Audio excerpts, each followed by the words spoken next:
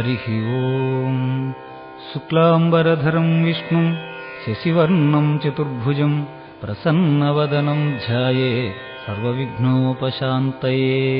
गुरुब्रह्मा गुरुर्विष्णुः गुरुदेवो महेश्वरः गुरुसाक्षात् परब्रह्म तस्मै श्रीगुरवे नमः। वीरं वीरभयादितत्त्वभरितं वीरासनस्थं सदाः वीरश्रेष्ठनुतं विरिञ्चि विनुतं वीराधिवीरं हरिं। वीरेन्द्रयोगिमानसचरं वेदान्तविद्याकृतिं वीरब्रह्ममहं भजामि सततं श्रीवीरजगद्गुरुम्। ॐ गणाधिपतये नमः।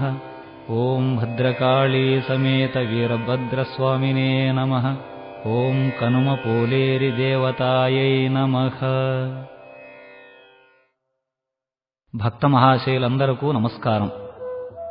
మన జీవితంలోనే కాక విశ్వసృష్టిలో ఈ కలియుగం ప్రథమ పాదంలోనిది.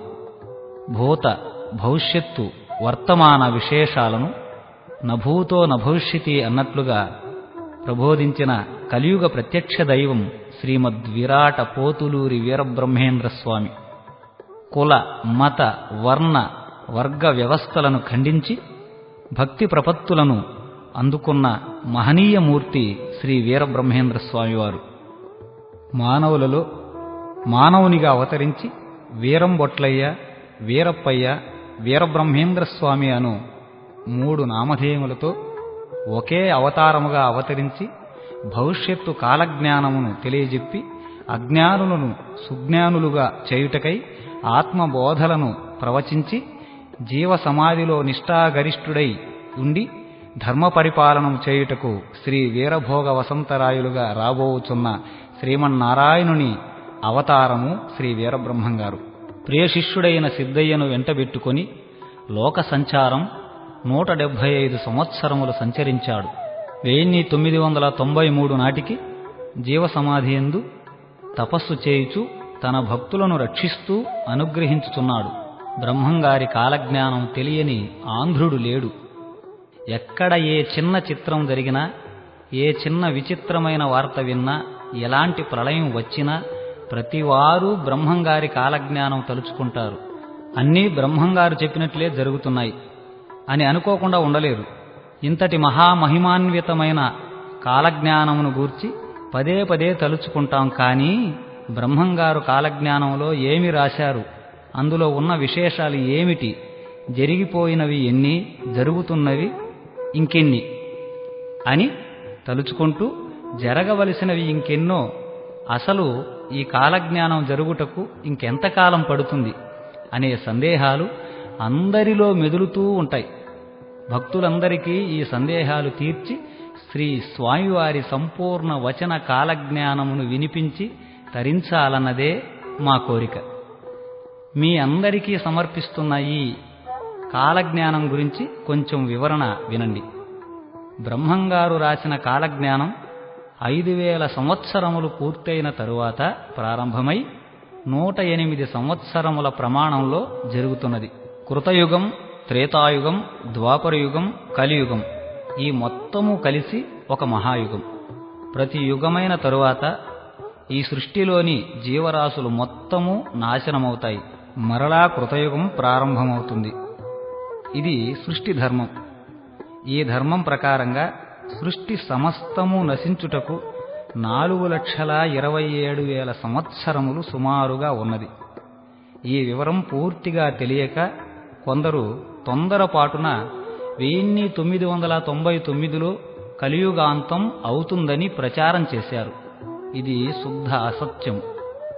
పూర్తి వివరం ఏమిటనగా, మొత్తము పశుపక్షాదులు, మానవులు మొదలగు జీవరాశులను 7 భాగములుగా చేయగా అందున 6వ భాగము మాత్రమే నశించి 1 భాగపు జీవరాశి మాత్రము జీవించియే ఉంటుంది. ఇది కాలజ్ఞానము తెలిపిన యథార్థము. బ్రహ్మంగారు దైవస్వరూపులు కనుకనే మహమ్మదీయుడైన దూదేకుల సిద్ధయ్యను అనుగ్రహించి శిష్యునిగా స్వీకరించినారు. హరిజనుడైన కక్కడు తన భార్యను ముక్కలు ముక్కలుగా నరికి ప్రాణము తీయగా మళ్లీ ప్రాణం పోసినారు. కర్నూలు నవాబు గారి పంచకళ్యాణి గుర్రమును చంపి దాని గర్భమును చీల్చి లోపలి పిండమును బయటకు తీసి అందరికీ చూపించి మరలా గుర్రమును నిండు గర్భముతో బ్రతికించినాడు. పుష్పగిరి అగ్రహారీకుడైన బ్రాహ్మణునికి సంక్రమించిన భయంకరమైన కుష్టు వ్యాధిని తన కరస్పర్శ చేత తొలగించి అనుగ్రహించినారు. బ్రహ్మరాక్షసి గర్వమణచినారు. హైదరాబాదు నవాబు వద్ద మంచినీటిచే దీపములు వెలిగించినారు. కరిగిపోవుచున్న కంచును త్రాగినారు. అహంకారపూరితులైన నంద్యాల విశ్వబ్రాహ్మణుల అహంకారమణచి పుష్పగిరి అగ్రహారంలోని బ్రాహ్మణ పండితుల చేత బ్రహ్మరథం పట్టించుకున్నారు.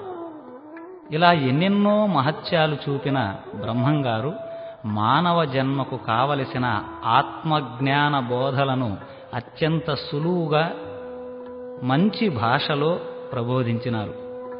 ఎంత విన్నా వినాలనిపించు మృదు మధుర ఆనంద లహరి స్వామి చరిత్ర. సంతాన కుసుమ వాసనా సమాగత సారంగ సంగీత తరంగములు ఉయ్యాలలూగినట్లుగా ఉంది. స్వామివారి చరిత్ర వినగలిగిన వారి జన్మధన్యము. నిత్యము బ్రహ్మంగారి కాలజ్ఞానము వినగలుగుచున్న వారి అదృష్టమే అదృష్టము. నిత్యము నూతనంగా బ్రహ్మంగారి పూజలు చేయగలిగిన వారి పుణ్యమే పుణ్యము. ఇవి అందరికీ దొరకదు.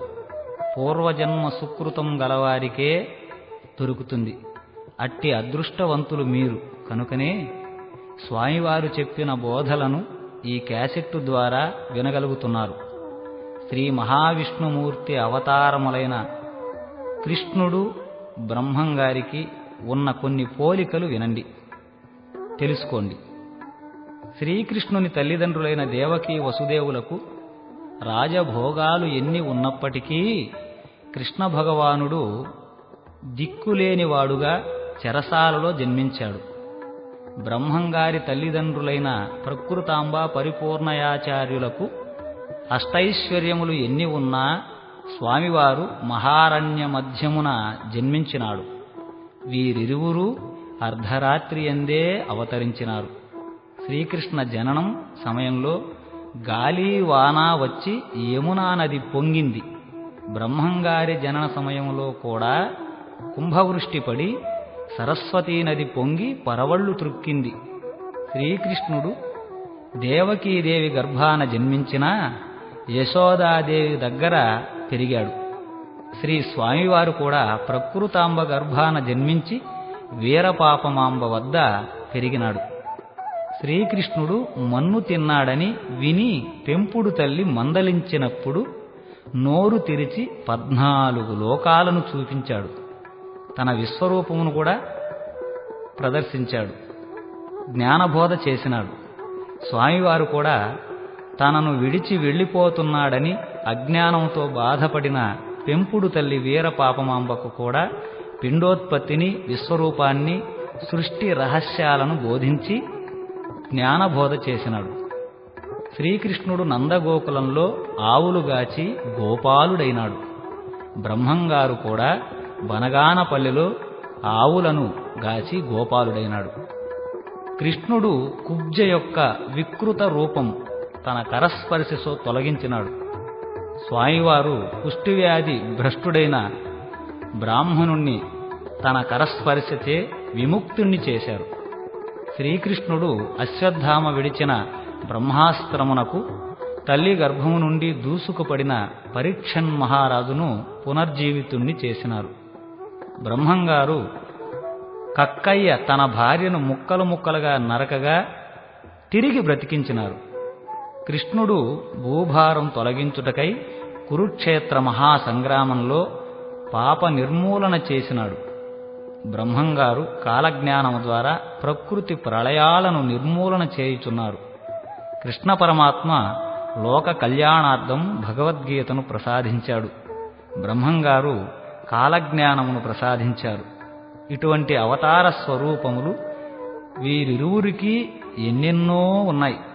కలియుగ ప్రత్యక్ష దైవంగా ఆబాల గోపాలము చేత పూజలందుకొనుచున్న వీరబ్రహ్మేంద్ర స్వామివారి యొక్క ఈ వచన కాలజ్ఞానమును ఆడియో సీడీల ద్వారా విని తరించండి.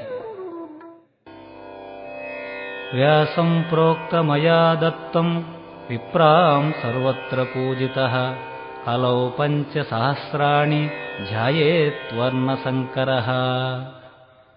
వ్యాస భగవానునిచే రచింపబడిన కావ్యాలు, గ్రంథాలు, శ్రీ మహావిష్ణుమూర్తికి అంకితము చేయబడిన పురాణములు, బ్రాహ్మణులు ఈ కలియుగంలో 5000 సంవత్సరముల వరకు పూజింపబడుదురు. ఆ తరువాత పాపములు పెరుగును, వర్ణసంకరములు జరుగును.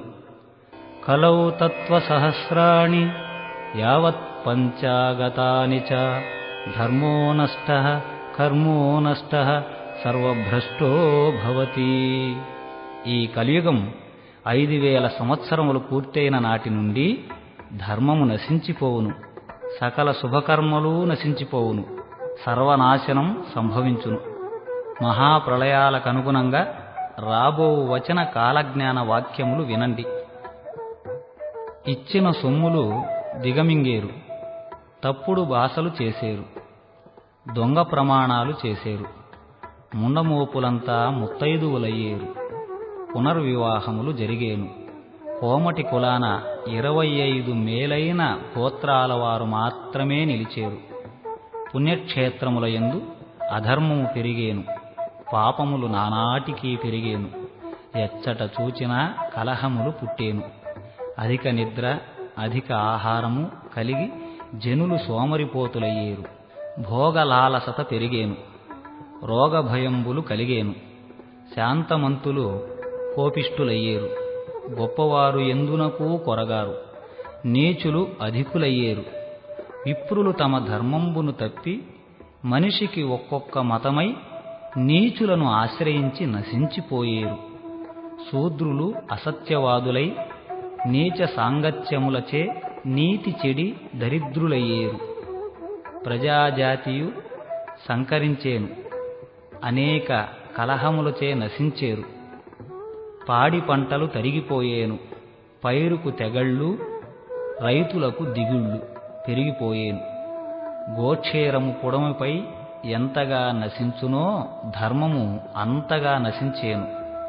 తండ్రి కొడుకులు తమలో తాము కలహించేరు. దేవతలను, గురువులను, బ్రాహ్మణులను దూషించేరు. అడవి మృగాలు గ్రామాలలో సంచరించేను.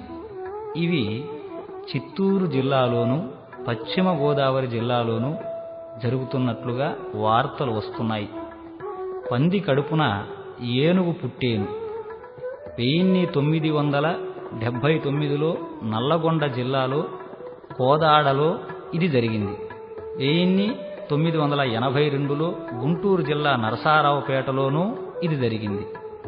కాశీపట్నం 40 దినాలు పాడయ్యేను. 1912లో గంగానదికి వచ్చిన వరదల వలన కలరా వ్యాధి వ్యాపించి ఈ స్థితి సంభవించింది. శిలలు కండలు క్రక్కేను.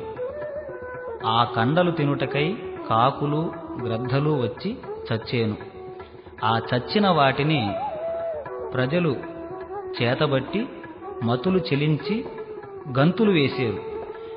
1945లో ఆగస్టు 6వ తేదీన 2వ ప్రపంచ యుద్ధ సమయంలో జపాను దేశంలో హిరోషిమా, నాగసాకి అను పట్టణాలపై ఆటం బాంబులు పడినప్పుడు ఇది జరిగినది.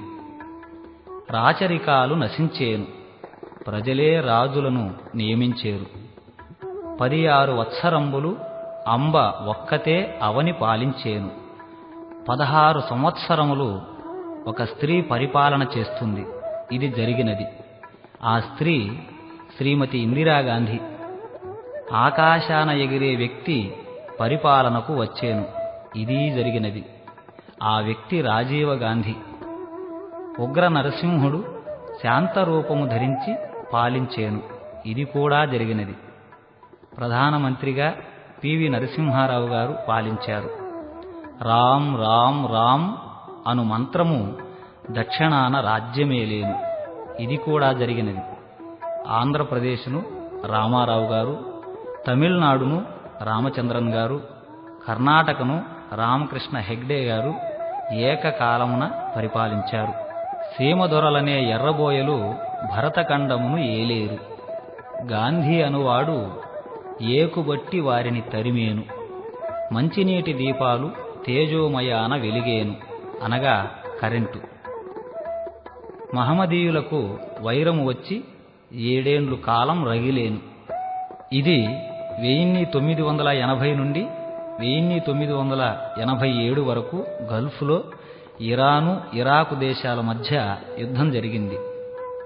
రామలింగయ్య అను మహానుభావుడు నిజరూపము చూపేను.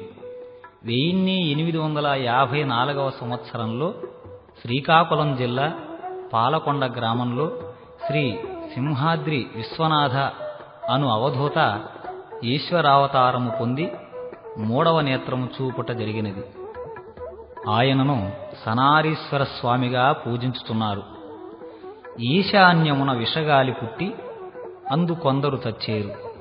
1984 డిసెంబరు 3వ తేదీన భోపాల్ నగరాన విషగాలి ఫ్యాక్టరీ నుండి లీకై వేల మంది మరణించారు. ఈ కాలజ్ఞాన వాక్యం కూడా జరిగినది. చుండూరు నందు సుడిగాలి పుట్టి కొందరు కొట్టుకు చచ్చేరు.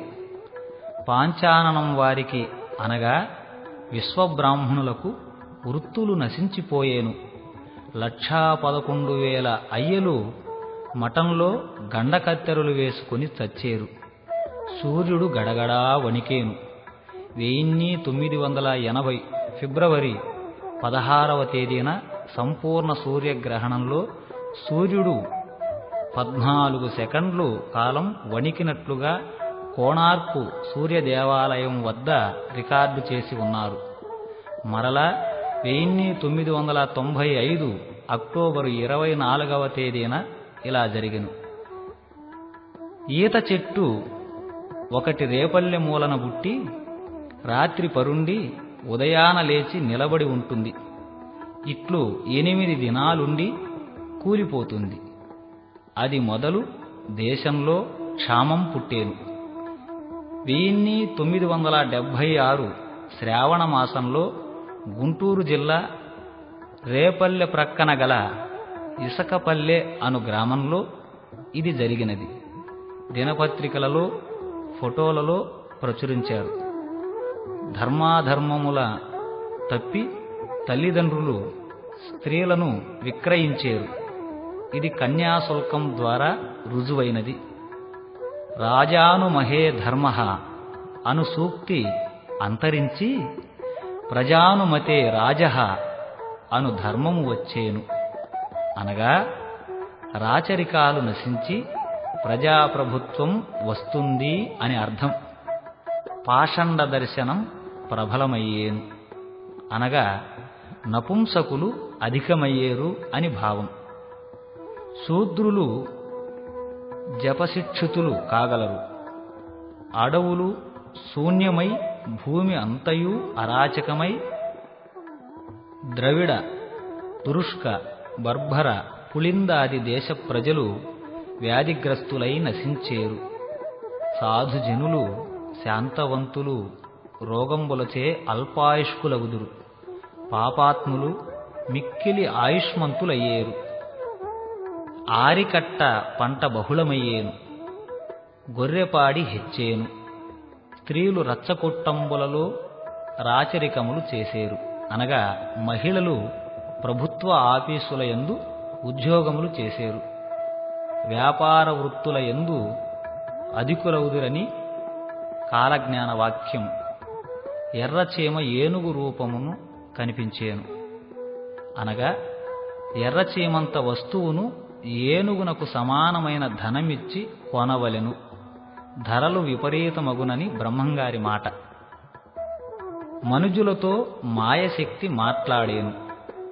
మనుషులు లేకుండా మాటలు వినిపించేను. ఇది జరుగుతూ ఉన్నది. టెలిఫోన్లు, రేడియోలు, టేపు రికార్డులు, టీవీలు వచ్చునని అర్థం. మేకకు 5 తలల పోతు పుట్టేను. ఆవు కడుపున దూడ అంతర్గతమున కనిపించేను. ఇది మనుష్య రూపమున ఉండేను. 1964 సంవత్సరంలో విశాఖ జిల్లా అనకాపల్లిలో ఈ పోలికలతో ఒక సంఘటన జరిగినట్లు దినపత్రికల ద్వారా తెలిసినది. మంచి బెల్లము చేదగును, తీపి పదార్థములలో పురుగు వ్యాధి ప్రబలమయ్యేను. ఇత్తడిని బంగారముగా విక్రయించేరు. బంగారు చింతాకంతలేక సీమలకు పోయేను. బంగారం ధర విపరీతంగా పెరిగినందున ఇత్తడి లోహముతో బంగారు నగల వలె గోల్డ్ కవరింగు నగలు అమ్ముతున్నారు. నాగుమల్లె నశించినట్లు నరజాతి నశించేను. సూర్యుని మహిమలు జనులకు కనిపించేను. అనగా శాస్త్రజ్ఞుల ప్రయోగాల ద్వారా శాటిలైట్లను ఆకాశంలోనికి వదిలి సోలారు సిస్టమ్ కనిపెట్టి సూర్యుని ఎండ నుండి అనేక పనులు చేయుచున్నారు. ఇది ఇంకా విస్తృతం కాగలదు. పల్నాటి సీమలో బ్రాహ్మణుని ఇంట కాకర చెట్టుకు చింతకాయలు కాసేను. పల్నాడు తాలూకా గురుజాడ మండలం దాచేపల్లి వద్ద గ్రామలపాడు అనే గ్రామంలో ఈ విచిత్రం జరిగింది. కృష్ణా గోదావరి మధ్యన పశువులు, మృగాలు, మనుజులు అతిగా చచ్చేరు. 1977 సంవత్సరం నవంబరు 19న వచ్చిన ఉప్పెనలో అనేక ప్రాణులు మరణించాయి. పుట్టు గొడ్రాలు బిడ్డను కంటుంది, 3వ నాడు మరణిస్తుంది. 11 రోజులకు పట్టపగలు చుక్కలు కనిపిస్తాయి. 1980 ఫిబ్రవరిన 5వ తేదీలో మద్రాసులో బ్రాహ్మణుని ఇంట 7 సంవత్సరాల పాప బిడ్డను కని మరణించింది. 11 రోజులకు ఫిబ్రవరి 16, 1980లో సంపూర్ణ సూర్యగ్రహణం సంభవించి పట్టపగలు నక్షత్రాలు కనిపించాయి. వేప చెట్టునకు అమృతం కారేను. గుంటూరు జిల్లా సొలస గ్రామంలో 1989 మార్చి 7వ తేదీన మరియు కృష్ణా జిల్లా మచిలీపట్నంలో హిందూ కాలేజీలోనూ ఇంకా చాలా ప్రదేశాలలో ఇది జరిగింది. మాచర్లలో రాజులు ఒక మదవతిచే హతులయ్యేరు. మాచర్ల చెన్నకేశవుని మహిమలు అంతరించేను. ఇది పల్నాటి యుద్ధము. దేవాలయాలు పాపాత్ములచే త్రవ్వబడి నాశనమయ్యేను. దేవతా విగ్రహాలు దొంగల పాలయ్యేను. తిరుపతి వెంకటేశ్వరుని సముఖాన అనేక సార్లు దొంగలు పడేరు. ఇది కూడా జరిగినది. వెంకటేశ్వరుని హుండీ సొమ్ము లెక్కించువారే ఈ దొంగతనానికి పాల్పడుతున్నారని వార్తలు చదువుతున్నాము. కలియుగము 5000 సంవత్సరాల మీదట కాశీలో గంగ కానరాకుండేను. 1985లో గంగానది పూర్తిగా కలుషితమైనట్లుగా భావించి ప్రభుత్వం వారు గుర్తించి గంగా యాక్షన్ పేరున 300 కోట్ల రూపాయలతో శుద్ధం చేశారు. మంది మహర్బలం గల రారాజులు రాచరికాలు నశించేను. తిరుపతికి తూర్పున ధూమకేతువును నక్షత్రము పుట్టేను. రానున్న ప్రళయాలకు ఇది గుర్తయ్యేను. 1987 మార్చి నెలలో తిరుపతికి తూర్పున ఒక తోకచుక్క పుట్టినది. జుర్రేరు పొంగి బనగానుపల్లె పాడయ్యేను. దాన ధర్మములు గంగలో కలిసేను. అన్నదమ్ములు, అక్క చెల్లెళ్ళు, తల్లిదండ్రులు, గురు శిష్యులు, బంధుమిత్రులు ఒకరినొకరు మోసగించుకుని బ్రతికేరు. ప్రకృతి ధర్మము తల్లకిందులయ్యేను. వేళకు వానలు రాక పైరు పచ్చలు పెరగకుండేను. పల్లెలు తరిగేను, పట్నాలు పెరిగేను. మగవారి పెత్తనం మంటగలిసేను. సోమయాజులు జీవహత్యలు చేసి బ్రతికేరు. ఉత్తర దేశాన కత్తులు ఆటలాడేను. భూకంపములు వచ్చి భూమిలో ఓంకారములు పలికేను. అనేకులు అందున చచ్చేరు. విషగాలులు పుట్టి బాలుర నుండి వృద్ధుల వరకు నడినెత్తి వ్రక్కలై గండమాలలు పుట్టి ఆటుపోట్లచే అరచి అరచి చచ్చేరు. తిరుపతి కొండపై మహమ్మదీయులును చండాలురును ఆడి పాడేరు. వినాయకుడు వీధుల పాలై వేదాలు చదివించేను. ఆకాశాన పక్షివాహనాదులు కూలి అనేకులు బడసేరు. పంచమజాతి వారు పంచాంగములు బట్టి తిరిగేరు. వేదములు పఠించేరు. వారి శ్రమనే ఫలించేను. బ్రాహ్మణులు ఇతర జాతుల వారిని సేవించేరు. బ్రాహ్మణులు లేకుండా శుభకార్యక్రమములు జరిగేను. దారుణమైన తగవులచే రారాజులు కొట్టుకు చచ్చేరు. లోకాన అందరూ ఒకరినొకరు మోసగించుకొని అవమానించుకొని దేవకార్యములు పితృకార్యాలు జరుపక పోయేరు. చచ్చిన వారికి పిండములు కరువయ్యేను. జనసంఖ్య విపరీతమయ్యేను. వేదశాస్త్రములు శూద్రులు చదువగా బ్రాహ్మణులు వినేరు. చిత్ర విచిత్రమైన వాక్యాదులు సంక్రమించేను. కూర్చున్నవారు కూర్చున్నట్లుగా, నిలుచున్నవారు నిలుచున్నట్లుగా, మాట్లాడుచున్నవారు మాట్లాడుచున్నట్లుగా, నిద్రించువారు నిద్రించినట్లుగా సమసిపోయేరు. బెజవాడ గోలుకొండంత పట్టణమయ్యేను. హరిహరాదుల గుళ్ళల్లో పూజలు లేకుండేను. గుళ్ళల్లోని మూర్తులకు కళావిహీనమయ్యేను. వీధులలో శక్తులు ఊర్భటించేను. గొప్ప గొప్ప దేశాలు పాపాత్ములచే త్రవ్వబడి పాడయ్యేను. ఒకరి సొమ్ము మరొకరు అపహరించేరు. ఒకరి భార్యను మరొకరు అపహరించేరు. మోసములు విస్తారమయ్యేను. చోర రోగ ఉపద్రవములు అధికమయ్యేను. 360 రోగాలు ప్రబలమై వైద్యుల కందక ముప్పుతిప్పలు పెట్టేను. కొత్త రోగాలు పుట్టుకొచ్చేను.